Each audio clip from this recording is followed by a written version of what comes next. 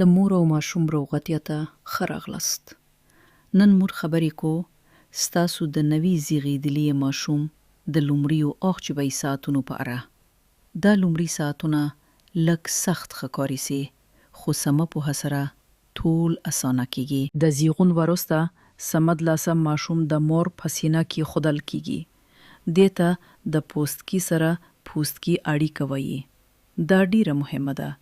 په دې سره د ماشوم تودوخه، زره ټکان او ساه سمه پاتې کیږي. لږ تر لږه 1 ساعت دا اړیکه وساته. په لومړي ساعت کې ماشوم ته شیدو ورکولو هڅه وکړئ.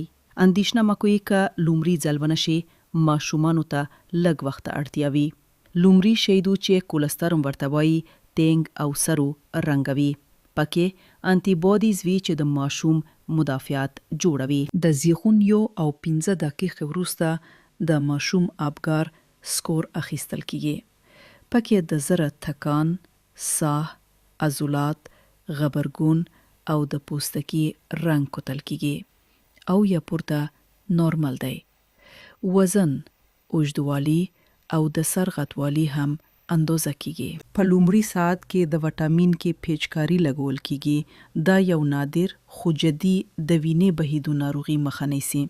سترګو ته هم انټي مرهم لګول کیږي. دواړه ډیر مهم دي. په لومړي 24 ساعتونو کې ماشوم ډیر ویده وي. 14 نه تر 18 ساعته پورې. شیدو پیلو ته لندو وقفو کې پوڅي لږ تر لږه 1-2 لوند نیپیان او لومړي فضله باید وي چې ورته میکنیم وایي. دا تور لړمن او شین تور وي. بالکل نورمال دی. ځینې نورمال شیان نوی مور پلار ویروسي. پرنجل نورمال ده. پزه صفا کیږي. هکې نورمال ده. ساه نیولو بې قاعده کېدل هم نورمال دي تر هغه چې ماشوم تور نشي. د لاسونو او پښو لږ تور رنګ هم عام دی. له روغتون نه د تلو نه مخکې د ماشوم نوزیږي د سکرینینګ ټیسټ باید وشي. لپاره نه لږ وینه اخیستل کیږي او ناروغي چیک کیږي. د اوریدو ټیسټ هم ضروری دی.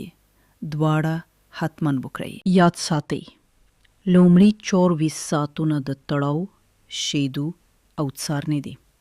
پوښتنې وکړئ، مرسته ومنئ. تاسو عالی کار کوئ. زموږ ویډیو لیدلو ته مننه. لایک یې کړئ، شیر یې کړئ، سبسکرایب وکړئ. په مخه موخه.